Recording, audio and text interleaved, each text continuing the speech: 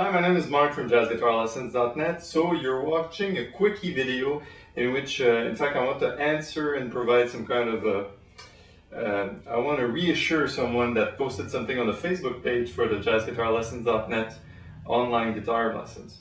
And the thing is, um, what's a path for a jazz guitar beginner, right? So where can I go from not knowing how to play jazz guitar at all and then know it kind of, start from beginner, total beginner to somewhat intermediate or advanced player? This is really hard to answer, honestly, and as much as I would like to give you a straight answer like this and be like, here you go, do this, you'll be fine. And as much as other people on the web may tell you to do so, there's no such thing. There's no answer. Why?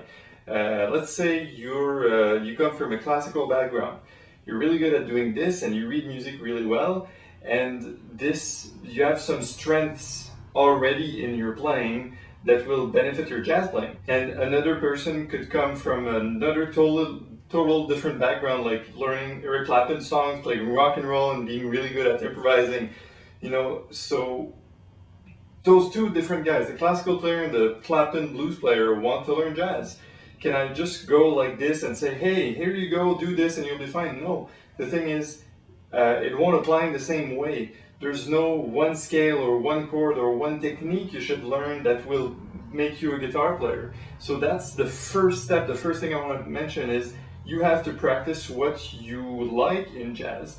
If you're a Joe Pass fan and you like solo jazz guitar and it's really your thing, go for it. If you're a Mike Stern fan and you like to play with Telecasters and with fuzz sound and chorus, I don't know, go for it. So you always have to gravitate towards what is interesting to you and forget about that one path that everyone should follow and eventually you become like an advanced player or intermediate player. It won't happen like this. It won't happen naturally like this. And as a prerequisite to forging a path for a jazz guitar beginner, I highly recommend that you always only tackle what you can. And this may sound super basic, so yeah, how can I have more stuff on my plate that I can take? But a lot of people do that mistake. They start playing jazz, they get that book or they get that teacher or that friend or that website. Sorry guys, it's my fault, partially my fault at least.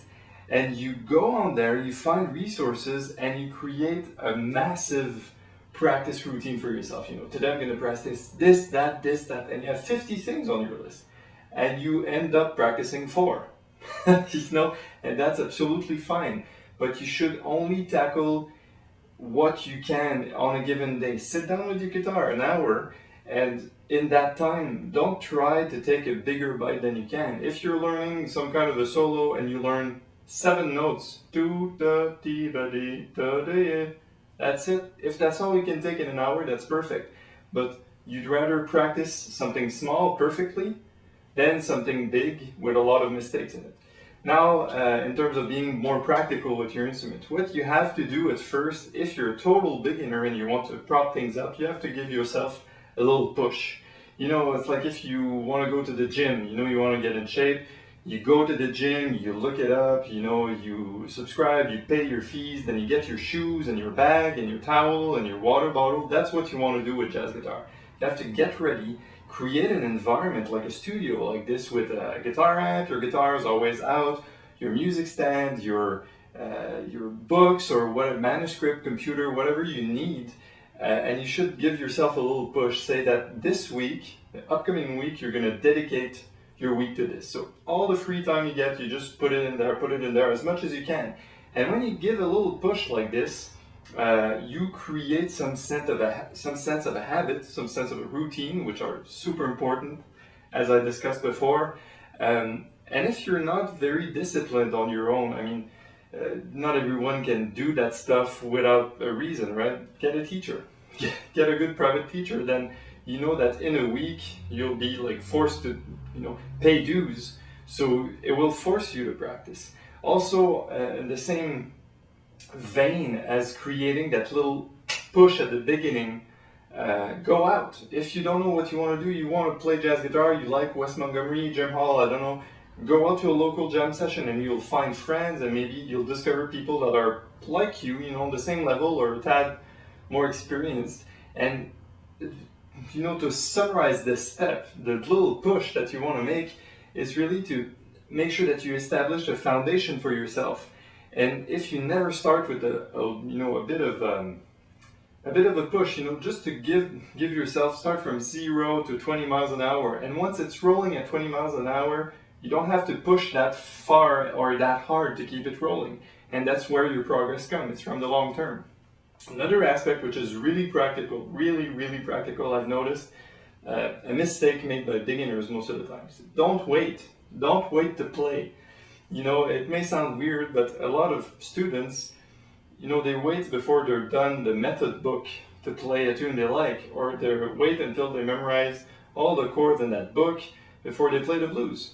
Don't do that. Don't wait. If you're a composer and you like to write songs, don't wait until you think you're accomplished before writing your tune. Do what you like right now. And in the process of doing things you like, you'll notice your weaknesses. Oh, I'd like to do this, but I can't do that part yet. And that's what you're going to practice, right? So instead of waiting that, things fall into place to be the player you want to be, just start working on the player you want to be right now.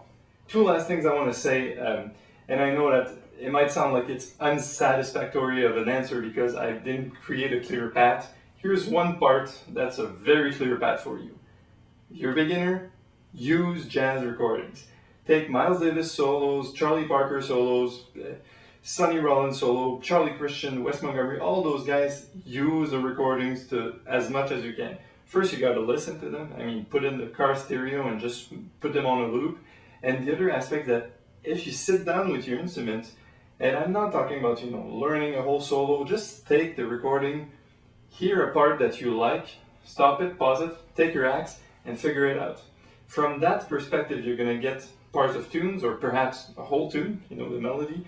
You can get scales, can get chords, can get this, can get that. But if you don't do it this way, you're learning only a synthetic type of jazz. You're learning it from a website or from a book or from a video.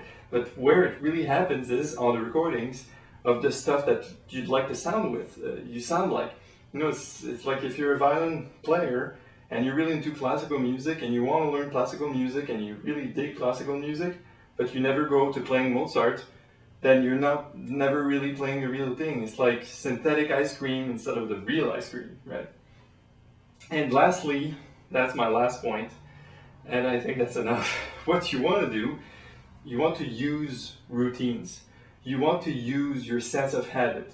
As I told you earlier, use the push, set the ball rolling. Push your car, your jazz guitar, vehicle, car, driver, Hummer, limousine, whatever you like. Just push it up to a certain speed. Not 100 miles an hour, no breakneck. Just bring you up to rolling a little bit and then stay there. And you only need just a little quantity of energy to keep it going. And that's on the long run that you see the progress. You may not think that you're progressing, but if you take a recording of yourself today and you set yourself to being pushed and leave it 6 months, record yourself again, and you'll be amazed. The thing that we progress in such small increments that we don't always notice. And other times, of course, you have that big plateau, and then all of a sudden the day after you just clicked on something. That's cool too. But the idea is, if you don't use routine and patience, you'll never get anywhere. That's the path. That's the Zen path. You have to be patient. You have to use jazz recordings. You have to go out with people, get your ass kicked. You have to make sure that you're creating that push at the beginning and all sorts of things. So I hope this helps. I'll see you soon on the website, jazzguitarlessons.net. Improve your jazz guitar playing with a real teacher.